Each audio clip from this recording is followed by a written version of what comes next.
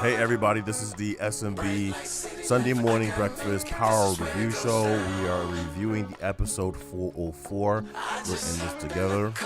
After seeing this episode, one thing I will say is this season has gotten off to a red hot start. I am quite impressed with everything going on. We were a little bit skeptical because we were a little bit disappointed with season 3, but season 4 has been unfreaking believable. Crazy. Unbelievable.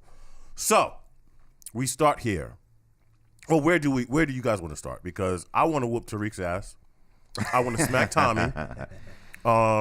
We saw Lala's titties made another appearance. So God bless her. Someone was very happy he saw that nudity. Brief as it was. We gotta name any names. That's fair enough. But it wasn't voice. It wasn't me, actually, yeah. So we start off. All of a sudden, let's just be clear, okay? We go into this episode expecting someone to get offed. Before we watched this episode, we said, you know what? Just from the feel we're getting from social media, we didn't read any posts, but just the feeling we're getting from social media, and just from the everything going on in the last 3 episodes, why this social media freaking right? Yes. We had a feeling someone was getting get off. Calm down, Tommy. Oh, sorry. Somebody's Christmas. So anyway. So we all thought it might have been Julio. One, because... We all? Oh, God, here we go. No. This guy wants to take credit. Yes. Okay, I got to take credit for something. Okay, fine. All right. Thank you. All right. Thank you. Bino thought it was going to be Julio because of the interrogation and Dre saying he was in interrogation. And there's clearly conflict between him and Tommy. Absolutely. Right. And Tommy has shown this season, along with other seasons, but this season in particular, that he is a hothead.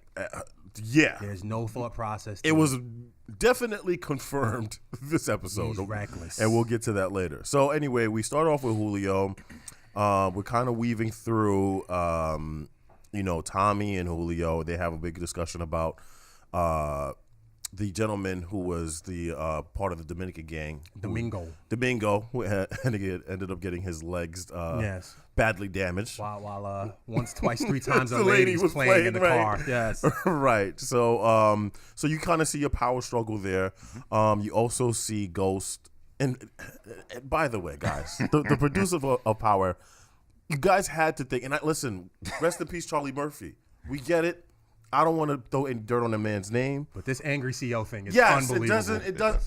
This is the only downfall of this season. So you mean to tell me Ghost can bench press 225? Right. And Charlie Murphy come out of nowhere and keep it. To be fair, you're a strong person, Bino. Yes, if you bench pressing 225 and you do about 40 reps, the lightest dude with the lightest weight can hold it down. But that light dude is still Charlie Murphy. Yes. And this isn't healthy Dave Chappelle Charlie Murphy. I mean, he looks very frail. This is burning out. Sick Charlie Murphy. You're doing it till failure if you think about it. All right, fair enough, but still. It's gotten to the point where it's like, I don't even understand the angle. I understand he's like more... Charlie's just mad and there's no reason behind it. Right. Well, I mean, obviously, he killed a cop, a Fed cop. Right, but like, right. Besides that, it's just ridiculous. Yeah, that part is a depiction to show that if a fellow police officer is murdered, especially in cold blood, that they stick together. But the Charlie Murphy aspect makes it funny. Like, okay, so the other guard is there, then Charlie Murphy comes in. Yeah, right. It's my shift now. And like, how many people is he doing that to? Because I'm sure Ghost is not the only one in jail for that. Well, we'll talk about that. We're going to talk about that. To someone else or whatever. Right. Yeah. So to me, it just doesn't work. So anyway,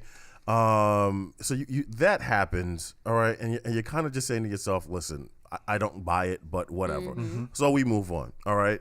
And then you see Tariq is unbelievably, like, I can't call it with this kid. But I mean, he's a typical, I grew up away from the hood, naive kid. No kind of street smarts whatsoever. Right. And that falls on Ghost and Tasha because, again, they did so much to hide, their background from him. Like, he's just an idiot. Right. Like, he's wide-eyed and don't let his bad guy act fool you. Like, right. I mean, in the beginning, the kid needs a hug. So you see him in the beginning. He's After drinking, the spanking, of course. He's drinking syrup. You know what I'm saying? You kind of scissor, whatever. You kind of see the inclination that something's going to go on physically, like he's going to lose his virginity to some cute girl at the house that they're all hanging out in or whatever. So you kind of see that, and you see Kanan. Kanan's got a plan. I don't think we've realized it yet, and that's the wild card. We'll probably figure that out by episode 9 or something like that. He's definitely got a plan. So I guess the hustle is Tariq has these rich friends. He gets the codes, the door codes to get access to their house, and he gives Kanan the codes, and then just rob the kid's house while they're upstairs playing video games. They got or the whatever. fake cop with him and everything. Yeah, that was right. Hey guys, how long are you gonna be parked? Right. Get him, guys. Like, come on, guys, cut it out. So you have that dynamic. Kanan hasn't really been prominent in the beginning of this series or this season. Excuse me. You kind of, it's chess. You're seeing the pieces come together, and I guess it'll all make sense once the series season finale comes about. But you kind of see what's going on. I thought me personally, I thought he was going to have a much bigger role. His role is enough. He's definitely causing his damage. I thought they would have figured out that he was still alive already. Somebody would have. I don't think that's the vocal. I feel like right now it's not the vocal point because now Ghost is in jail, so he took a back seat. Right. There's no time to think about him. They're trying to, get this money because everything's getting shut down. Right. And It's so becoming bittersweet for him too because he's seeing everything that he lost happen to Ghost now. Right. And so now you also see the interaction with Ghost has to get $20,000 to Talisi and his wife so she can get treatment. And that ends up being a weird dynamic. They are hinting at a certain relationship between Tommy and Talisi. Right. I think Teresi, excuse me. We're all saying it. We all know it. And then when they say it, we're like, I mean, Yes. we knew that 3 episodes ago. Right. So like, I am your father. Yes. right. Like we're getting that inkling, like, because you see the exchange between Tommy when he delivers the $20,000 to one of Teresi's Soldiers. What's his name? The was it Perazzi? Perazzi? Okay. Brazo. So they have a bit of an exchange. Tommy being a smartass as always. Is like messing with him with mob references and all that. Just being Typical Tommy. Tommy. Yeah. Right. So Tommy leaves. Teresi's wife comes out, overhears a conversation between Teresi and a soldier about, is it him? And they have a conversation indicating, well, they're confirming something. Yeah. And the wife makes a statement. In 40 years, he's never kept a secret Right. from me. Whoa, ma'am. This might be the one secret he's kept. Right. And this might be a huge one. This is a massive one. So it just so happened. I guess. Look, I guess we're making a prediction right now. Tommy is probably Teresi's son. Is Right. that fair enough to say? Right. Yes. And somewhere, like they're kind of doing a terrible job at hiding that. If like he we're mentions gonna- anything about canceling any holiday, I'm through. I'm gonna cancel your Hanukkah. If Teresi cancels Thanksgiving, anything of this nature, it's done for me. It's a wrap. Right. So that's going on. Now you're also seeing the prosecutors kind of scrambling and kind of like figuring themselves out because Proctor had an unbelievable showing. So before we even, not last to cut episode. you off, pardon me, before we even get to that point, the beginning of the episode when they're talking to Ghost, when Ghost is speaking to both his lawyers, Yes. particularly the black one. Yes. The black one makes a question that pisses Ghost off. Ghost reacts to it. He then makes an example to Ghost. Ghost, if you act that way in court, Right. one time, you're done. You can't be the angry black man. Now, Exactly. this pops up later in the episode Yep. when they're interviewing, when Proctor, rather, is questioning that cop. Right. So the cop is the one black cop that's Yes. on the team. Right. Yes. Okay, I can't remember his name for the life of me. get Now, that for forgive you. me. His name is Donovan, Agent Donovan, Right. matter of fact. Okay, so Donovan, about the whole gun in Ghost's desk. Right. And proceeds to allude that Donovan is the mole who put the gun there. So Donovan goes crazy. And we all know he's not the mole. not the mole. but we So I of think course he Proctor knew that. reacts to it Right. and goes crazy, damn near threatens Proctor and what looks like the angry black Negro Right. that they were warning Ghost not to be. Right. Right. And they ended up throwing out the gun charge. Yes. Which is unbelievable. Proctor has been such an important part of this season. Absolutely. Yes. And he is without Proctor, Ghost is in a whole lot of more trouble. He's taking more L's than W's, definitely. Absolutely. Don't Okay. fall asleep on the other attorney though. I think he's very smart too, but obviously Proctor was in the lead. But You could definitely see his agenda though. Right, but Yes. the other attorney believes that Ghost is guilty. And He that's does. a problem. Right. And that's a problem because at the end of the day, no matter, he's letting it be known he thinks that he's guilty. Right. And he's not treating it like this is my client.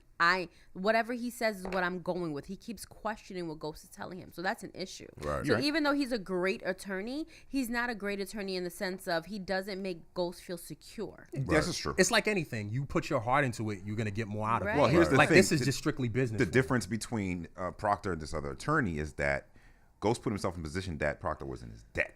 You see what I'm saying? And now he has nothing on this guy, so Ghost is going to feel vulnerable, which is what gives this guy the power. Well, this episode in particular, it's for every win, there's a loss. Of course. The one thing I like about this episode is there's a balance of drama and good things that happen. Right. So you're still, which way can it go? They threw out the gun, but as we'll mention later, Ghost loses took a a huge L.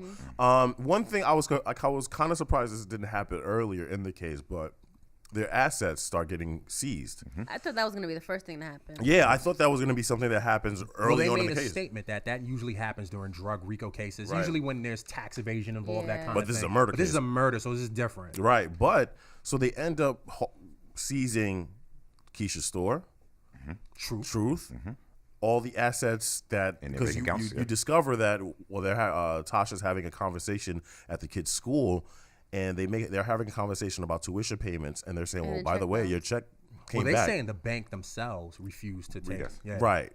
So this is... I feel like something's telling me that that's going to be on Tasha. Something that she did, because remember in the first season she was taking all that money or whatever. I feel like it has something to do with that. And well, now they're in like a very unique situation, because how they like Ghost said in when he finds out, how is he supposed to handle... Or how are they supposed to handle their kids and the tuition and payment? They're using. Yes, this is the laundromat they have. Or is the clean money? So everything, all those assets are frozen now. So I don't know how they're supposed to pay bills and certain things like that. All right, and so a big event happens. Okay, so you have the gentleman from Homeland Security, Markham, set up a meeting with Proctor, referring to the hidden tape of Ghost and Tommy, talking about killing Lobos and Tommy actually killing Ruiz. Ruiz on tape, absolutely. Killing Ruiz on tape. So Proctor is at the home of. He's at his house. Proctor.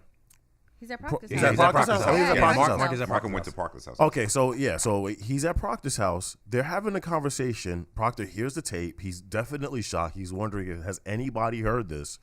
So you could see the wheels turning in Proctor's head, and out of you see it in the shadows. Somebody coming out. And it's Tommy. Tommy proceeds to stab the Homeland Security representative. Like literally take him out. We all in unison said, "No! What are you talking about?" With the exception of one, because I already knew and I called it. Yes, give me the credit. Give me the credit. But a couple of things there. The way Tommy went about going about this killing, it made him show that he's a nutcase, but it also shows how smart he is. Because again, Proctor literally control Tommy when it came to how he can pretty much run his life. Tommy decided to make that decision, kill this guy, and put the evidence on Proctor to put pressure. Now we're even, and now we're he made him an accessory to murder. Okay, Cleo. Definitely made him an accessory to murder. Yeah. But the idea is, we all looked at Tommy like that was just a bonehead decision. Why even? Not for him. And Proctor even looked at him and said, you know what I could have done, and I could have figured this out, and we don't know if there are other copies to this tape. Right. And now I got to dispose of this body and figure this thing out. One thing you don't do to a man like Tommy is you don't have Tommy in a position where somebody else's, his life is in somebody else's hands.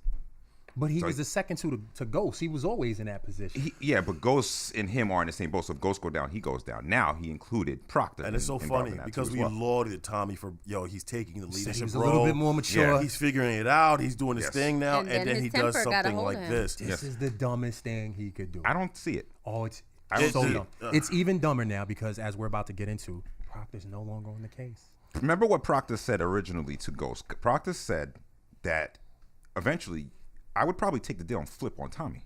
Now, Tommy already has the notion that he does not trust Proctor at all. So in order to make sure he feels a little bit more secure, he's going to put Proctor in a position. He doesn't have to trust Proctor. He has to trust Ghost. Yeah. But Proctor's, at the end of the day, is Ghost's representative. So Proctor could influence him to screw Tommy. Couldn't. They tried already. Can. Yeah. And Tommy doesn't see it that way, though. You see what I'm saying? The Negro lawyer.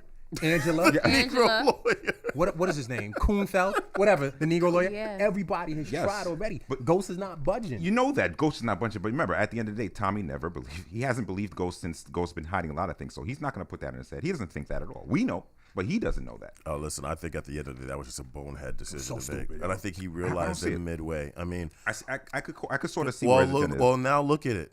Now look at it like this. They call a motion. Everybody summoned to court. The prosecution and defense meet, and come to find out, they say, listen, there's a conflict of interest because Proctor represented Egan, and now he's representing James Fitzpatrick. Which was smart as hell by them because they had that card all along. They knew this all along. Right. But when their deals were turned down from Angela, they were behind. From Tasha. And Ghost, when the deals were turned down, they had to do. That was a Hail Mary for they needed that because they were getting their asses kicked, in all honesty, badly. And so now we find out the judge rules in their favor and says Proctor can no longer represent James Fitzpatrick, which was Proctor's been the most important part, like we mentioned earlier, of this whole case in saving James Fitzpatrick. Now he has to depend on Kuhnfeld. Yes. Mr. Terry. What's his name? Terry, yeah. Okay. Yeah, well, I like Kuhnfeld. I like Kuhnfeld. Terry Kuhnsilver. Yes. Terry Kuhnfeld. Yes. All right. Now Ghost is going to have to depend on him to save him from the death penalty or life. Mm-hmm. And I don't know if I necessarily feel confident enough in Ghost putting all his confidence in this new lawyer. He at the end of the day, Mr. Silver, I'm calling him Terry Kuhnsilver, whatever you guys want to call him. He knows about what Ghost is gonna be like. He knows what Ghost is. He knows what he's done in the past. But he will get the evidence that the gun wasn't his, which is what he's pretty much pleading for the case. Right. That's what the case is all about. It's about the gun and the murder. Right. He couldn't care less about all the drug stuff that he's been doing beforehand. Right. His job is to pretty much make him innocent to prove that gun's not his, and he will get it. And you know what's funny? What we thought was a miscellaneous scene at the tail end of the episode ended up being a huge confrontation between Proctor and Angie. So Proctor decides to go visit Angie face to face. He's drunk. And before he was drunk. He came. They were like, "Bro, Proctor, do not get killed. She keep guns in the crib. Ask Lil Tariq. Right. Don't get yourself hurt. Right. But he gave her. He told her some things that put a shadow of her doubt in her mind that gun belonged to Ghost. Yep. And she closed that door and she knew, I need to do more research. So you find out in the end scene, she's looking at surveillance and notices that Ghost didn't hide the gun where they found the gun. And if you noticed as well, and I think we all did, the last person to view that surveillance was Mr. Sandoval. You see, you miss M. Sandoval. So I think, like I mentioned before, I think you're now realizing that all the walls are closing in on Sandoval. Sooner or later, I mean, everybody's going to figure it out. I'm here for it. It's just now, how does Ghost get out of jail now without you lost your best lawyer, all your assets are frozen, and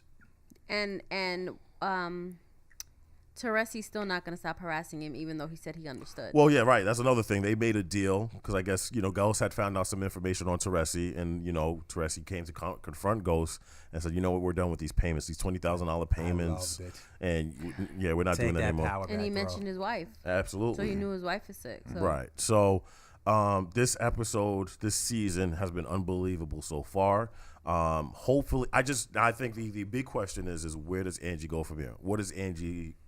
Is it her responsibility to exonerate herself or to exonerate Ghost? I don't think she's going to. At the end of the day, I think she wants to find out who killed Knox. Yes. Because that's what you're going to have to ask. It's If personal. Ghost didn't put the gun there, if that's not Ghost's gun, then who killed Knox? Right. And I think she's going to dedicate her time to try to find that out. Do you think she mentions what she found to the team? No. She may. She might not. I don't think she will because you know what? She hasn't figured out who the mole was. Two things. That one. Second thing is remember, Knox was about to reveal or find some stuff, and that's how he got killed. That's what she found out. So she knows that can happen to her. So she's not going to. She has to be silent. Like the dumb thing would be for her to, hey, Sandoval, come over. I got something. Yeah. That would be the dumb thing for her Christmas to do. will be canceled. Yeah. Exactly. Oh yeah, I could see that too though. If she does some dumb shit like that, I feel like she's gonna be dumb like that. Yeah, if she does that. All you people who hate Angela and have all your memes will be resting in peace, Angela. If she does some dumb shit like that. So hopefully she doesn't do that much. Oh, she doesn't have any trust in the department because she already knows that the department has no trust in her. Remember that scene last episode when she was being talked about. She stood outside. She walked in on him, and she walked in on him, so she knew that they were trying to frame her. Yeah. So she's not going to go to any one of those this people. This is power, man. That is like a classic scene. I could actually like the first scene. Hey, Sandoval, guess what I found and figured out? Oh, I'm on my way over to look at the evidence. Bang! As he's by cleaning off the knife. Yeah. So so you got that aspect of it. You got that coming up now. What's going on with Tariq and Kanan. And a big thing, this whole war between what's becoming a war between Dre and Julio. Mm-hmm. What's gonna happen with them? Which one is Tommy? Dre always wanted to be that distro. That's what it is. Yes. He but wanted I feel to be like that guy. they kind of made peace in this episode when he was like, "Listen, I don't have beef." There's never real peace with this. Yeah, Julio does not believe there's because never real as soon peace. after that, when Domingo Boss came in the club, he started digging up information on that. There's never real peace with these guys. Like they all shake hands and talk shit about each other in 5 seconds afterwards. So it's Julio got to bust his gun at some point, because his Julio's toughness and his leadership is being questioned. And it was exactly. He's very soft. Nah, he's got to bust his gun. So he's gonna have to prove himself. That's the most important part. And I think what we'll start seeing is the whole Kanan aspect being reintroduced, because there's gonna come some point where somebody finds out that he's still alive, whether it's Tasha, Tommy, or Ghost in some way or another. I'm not gonna lie to you. I really can't wait for Tommy and this Teresi guy to meet. Because no, you're right. No, seriously, You're like my father. Exactly. Yo, it's gonna be like Austin Power and Minnie. You the one that talked me about Tommy, you complete canceling me. Christmas. I can't wait for that. I can't wait for the emotional Tommy hug and the cry. I can't wait for it. Because again, he got the money, he got everything he wanted, and then he insisted on meeting Tommy now. Right. That's when it's personal now. That's when we're all like, all right, man. Like, clearly personal. When he said, "Oh, does it look like him? Is it him?" And his partner was like, "Yeah, I think it's definitely him." And then I have to meet Tommy Egan now, and that's probably why Tommy gets slapped in his mouth for like right, exactly, right, because he was. You come into some made man's house talking that crazy, like it was ridiculous, right? And what else do you guys predict for the next episode? I mean, obviously, Tariq Kanan, you mentioned. I hope Angie doesn't go to Sandoval and say, "Hey, I got some evidence." Hopefully, what's gonna happen when it's known that the Homeland guy, Markham guy, is dead? And that's another what's thing. What's the aftermath from that? How do you dump that body? Whoa, Proctor knows the guy. Well, yeah, but my thing is, he's been in contact with Sandoval, right? So there's gonna come a point where he's Sandoval's waiting at the meeting. Where is he? What happened? Yes. So I wonder how that's even cleaned up. They're probably gonna blame that on Sandoval at the end of the day. They could frame him. That'd be nice. They could frame him for that. Oh man, this has got to be one. Like, is this the best season so far? Would you say it's the best season? No, season 2 was still on another level. Season 2 was crazy. This season is interesting because, like I said last week, there's not much action. Right. Mm-hmm. For not much action and sex and all that. Right. This is still very well. interesting. There was one scene. There was one scene we were pleased to see, and we got reintroduced to Lala's Tata. Yo, what Carmelo looking at you mad as hell right now? Gosh, yeah. I mean, no, and I felt it was quite disrespectful to him, and please, I feel for him. Oh, seriously, I think it was a bit disgraceful to display her body that way. She is an actress, please. She is an actress, and that's I'm just wondering the screenshots of how many people. Thank God Kevin Garnett's out the league. I know, right?